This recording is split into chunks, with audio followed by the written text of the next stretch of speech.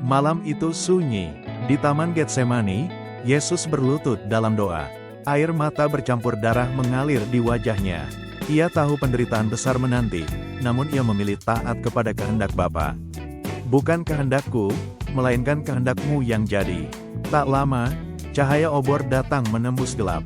Suara langkah kaki prajurit mendekat. Yudas datang dengan ciuman, tanda pengkhianatan yang mengubah sejarah. Yesus tidak melawan, ia menyerahkan diri, karena kasih yang lebih besar dari ketakutan.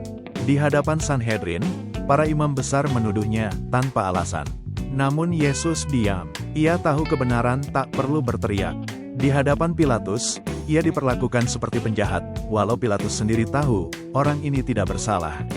Tapi dunia menolak kasih, dan memilih kebencian. Prajurit menaruh mahkota duri di kepalanya. Darah mengalir, namun dari bibirnya tidak keluar kutukan, melainkan doa, "Bapa, ampunilah mereka, karena mereka tidak tahu apa yang mereka perbuat." Dengan salib di pundak, ia berjalan di jalan sempit menuju Golgota. Setiap langkah menanggung beban dosa dunia. Orang menertawakan, sebagian menangis. Namun Yesus terus maju, karena kasih mendorongnya untuk menyelesaikan karya keselamatan. Di puncak bukit, paku menembus tangan dan kakinya. Langit menjadi gelap, bumi bergetar. Salib itu berdiri tegak, dan di atasnya tergantung kasih yang rela berkorban bagi seluruh umat manusia. Di bawah salib, para prajurit membagi jubahnya dengan undian. Mereka tak tahu bahwa di hadapan mereka, sedang tergantung Raja segala raja. Satu dari penjahat di sampingnya berkata dengan air mata, "Tuhan, ingatlah aku." Dan Yesus menjawab dengan kasih, "Hari ini juga, engkau akan bersamaku di Firdaus." Ketika saatnya tiba, Yesus menatap langit dan berseru, "Sudah selesai."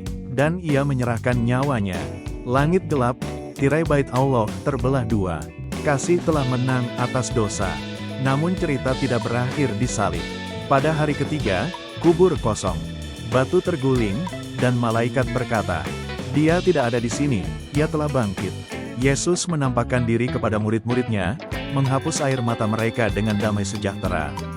Dan dari hari itu, dunia tahu, kasih Allah tidak pernah gagal. Saudaraku, kasih itu juga untukmu. Yesus mati dan bangkit untuk memberi hidup yang baru. Buka hatimu, izinkan kasih-Nya mengisi setiap luka dan ketakutan. Jika engkau diberkati oleh kisah ini, bagikan kepada orang lain. Dan jangan lupa, subscribe untuk mendukung channel ini, agar lebih banyak jiwa mengenal kasih Tuhan Yesus Kristus. Tuhan memberkati.